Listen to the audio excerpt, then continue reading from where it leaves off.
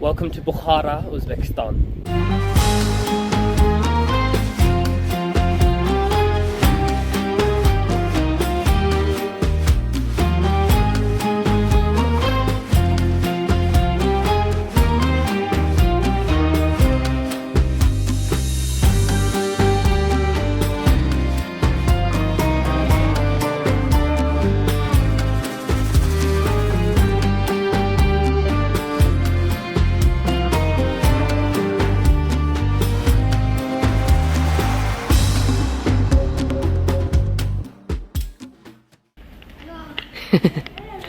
Where are you from?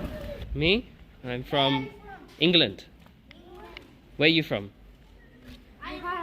Bukhara. I'm Uzbek as well. Roberto Carlos. Evet. What's Roberto? Beckham. David Beckham. David Beckham. You know David Beckham? You like football? Yeah. What's Barcelona. Barcelona? Paris. You don't like Chelsea? Chelsea. No. Chelsea No. in England. Real Madrid. Oh no. Manchester United. No, Chelsea. Chelsea. Like Manchester United, Chelsea. You don't know No. the Premier League? Brazil. Brazil. He's from Yes. Brazil. Argentina. Argentina. Oh, I like good. They're good teams. Messi or Ronaldo? Messi. Messi. Messi, right? What's you Messi? Messi. We're all team Messi. I mean, I respect them both, but what's your name? My name is Muhammad Asuf. My name is Muhammad Ayub. Muhammad Asuf and Muhammad Ayub. Yes. Ah, okay. Adam Amir. Adam Amir. Amir Temur. Evet. Bye bye. Bye bye. Your English is very good. Yes. Very, very good. Bye bye. Bye bye. Oh, bless them. Bukhara is my favourite place. Their English is so good. So good.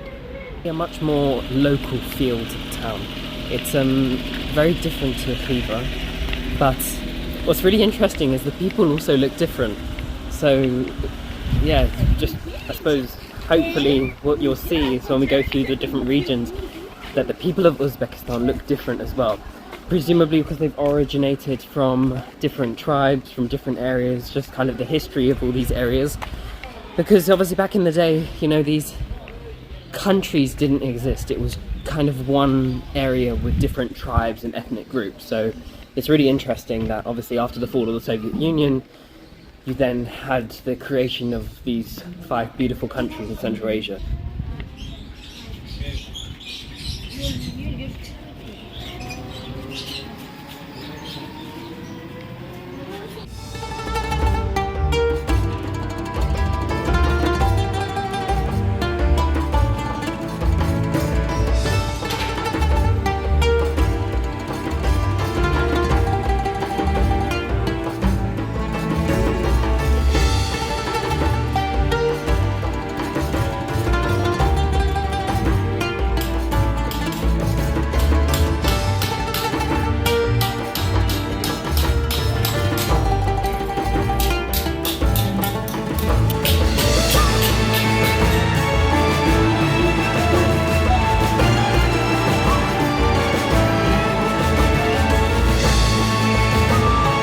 Oh, they didn't call it the Silk Road for nothing.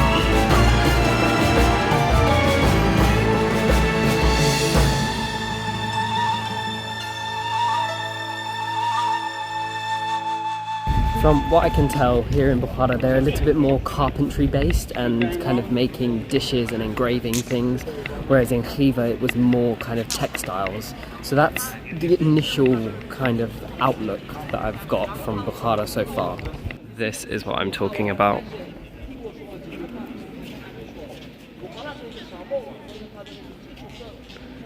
This is the Bukhara that I was shown.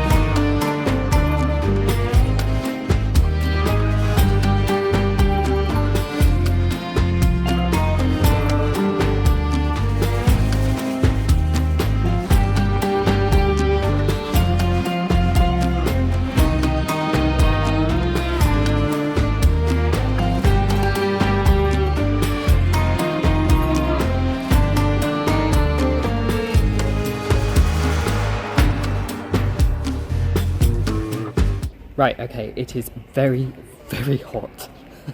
At the moment I'm just exploring one of the madrasas. This is a very, very beautiful one. This is in the main town square. Not main town square, main like madrasa square.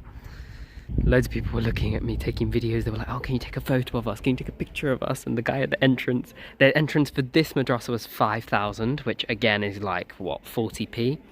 So not major, but it obviously contributes to the society. But then he saw me taking videos and he wanted me to send them to him. So like how I label things, like I call it Tunisian honesty, Uzbek hospitality, Uzbek kindness. They're just kind-hearted people, make conversation, you know, welcome you to their country. It's really mind-blowing. I really, really love it here. Oh my gosh. I have not looked behind yet, but I can see the reflection.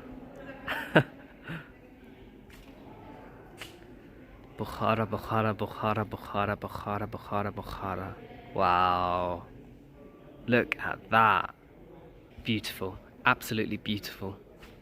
That dome is so well preserved. You can't even imagine. You can see the sun glowing on top of the blue domes. A lot of work has gone into renovating and preserving a lot of these buildings over the years, and basically preparing Uzbekistan for, frankly, the tourism wave that it's inevitably going to have. It's such a underrated destination. I know loads of people who are like, oh my god, you're going there, like, oh, we really want to go there. Or even earlier this year I heard people talking, they're like, oh, I want to go there, and I was just like, yeah.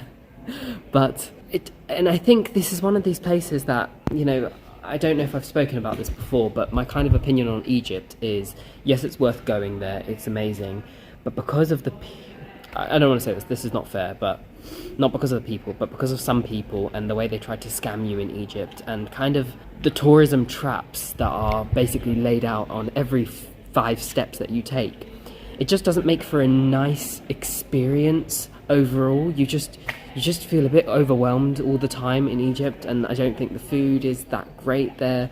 My personal opinion, and I'm not one to just say something and never go back again in my life, but this place, Uzbekistan, it's got the kind of architecture that, yes, it's beautiful, yes, it's historic, yes, you can come here on a tour, but yes, you can come here every single year. Because the food is good, they've got nice silk shopping, it's authentic. The capital city, Tashkent, which we're going to go to, looks modern. You know, there's good...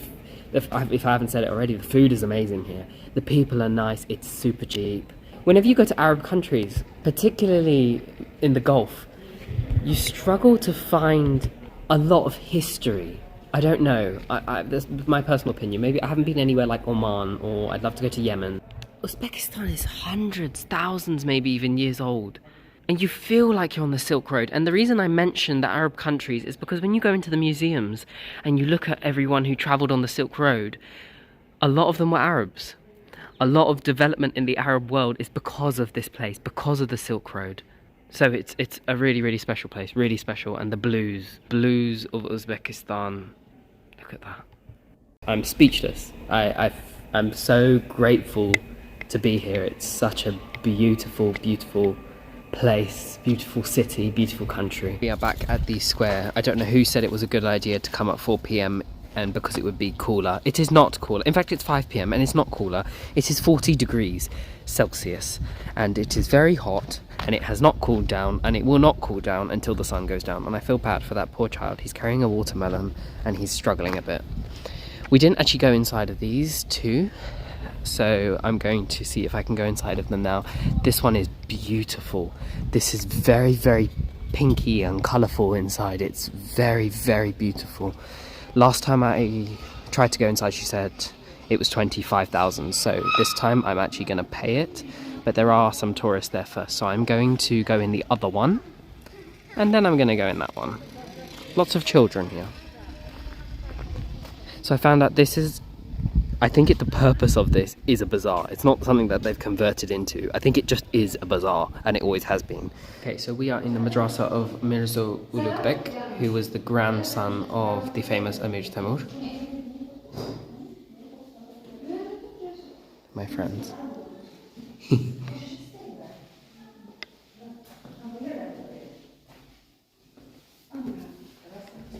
They were asking me what my name was. I was like, Emir Temur. Evet. Looking my shop. Okay, I look. This is my friend. What's Adinna? Your name? What's your name? My name is Nilufer. Nilufer. Tamam. Looking my shop.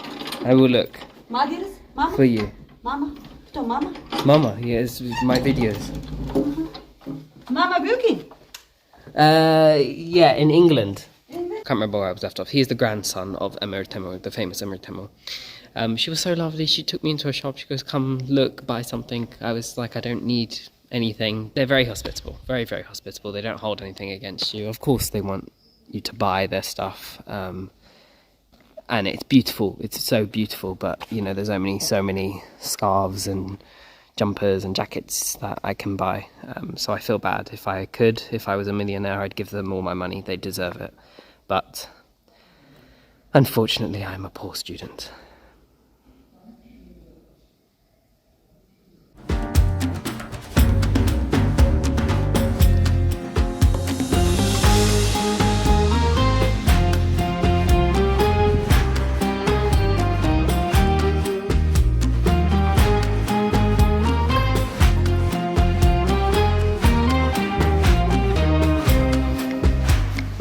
Like traditional Mughal.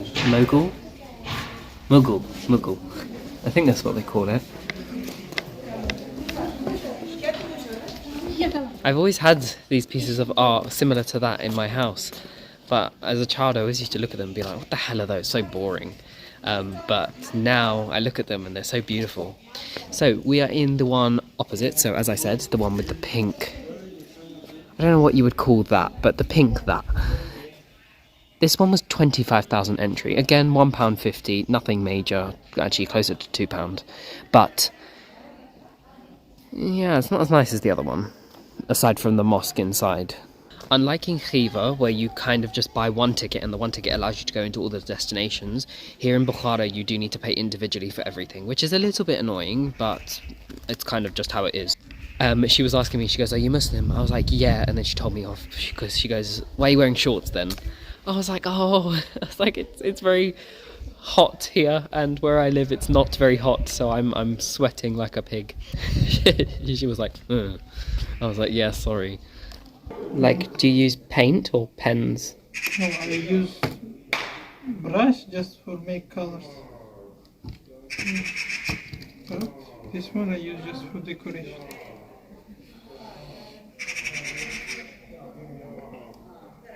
Oh my gosh, and you made all of these? Yeah. They are so beautiful. Where from? I'm from Pakistan. How much do you charge for one? Different price. For example, this one. Sorry. No, it's okay. You concentrate. No, I mean sorry. The price.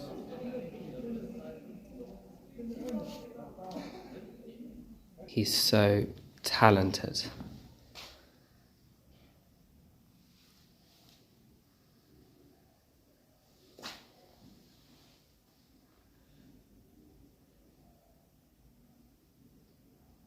Again, I'm sorry, you know, I think we went through this in Bishkek, but I have a thing for art. I love Islamic art, different types of sculptures and paintings. I have a real appreciation for culture and the arts.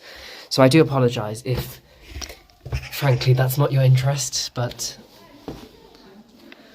I will not keep showering you with my Mughal art. But thank you for showing me. If you come to Bukhara, this is your man if you want art. His art was really beautiful. I do think $30 for one piece is a lot, but I suppose he does completely hand make it himself. It probably takes him a long while, but they're absolutely beautiful. I would have bought like 3 if he was charging $5. In fact, I probably would have bought 4. I've returned to the mosque just to take a few photos, but I've actually come back wearing shorts because it's got hotter as the day has gone on. So I don't know if you guys can see this. So I'm wearing a skirt because that's what they have. I mean, to be fair, it's just the bottom half of an Arab dress. It doesn't have to be a skirt. But I said I'm not going to go inside the mosque. But he said, no, even if you're in the courtyard, you need to wear the dress. So it's fine, they provide it. They don't provide any extra money. You can see the guy's there. He's wearing a skirt and the lady's got a pink one. But it's there for you to take, but just be aware, don't wear shorts. You will not be able to enter the grounds. See, I love this time of day because the sun is going down, so you get golden hour because the sun is shining on everything. But you also have families, so it's really nice. This is the back side of that mosque, so that you can not really see it from the courtyard, which is why I'm glad that we've actually come round. I should have just gone through and came out the other side of the mosque, but anyway. Here they are, ladies and gents. The Arks of Bukhara. And there's no people here because, as you can see, it's all in the courtyard and it's all in the sun. So there are a few people sitting on the bench, but there are no people actually here, which should hopefully make for some very beautiful and artistic photos right before my phone and gimbal both die and I have to figure out a way to get back to the hotel because I don't know where it is. Golden hour, ladies and gents, golden hour. Make sure that you come out of your hotel for this time, even though it's bloody hot.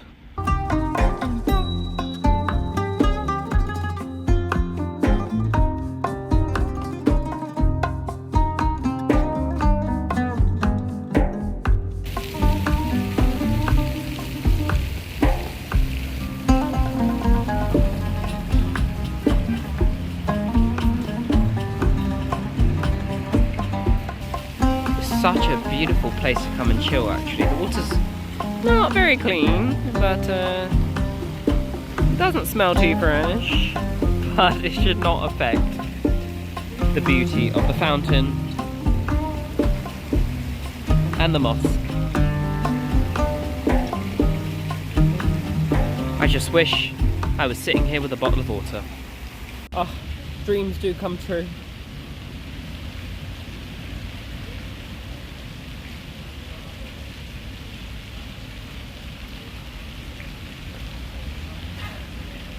You thought I was going to down it, didn't you? Shame on you. I'm Muslim. Enjoy the view. I certainly am.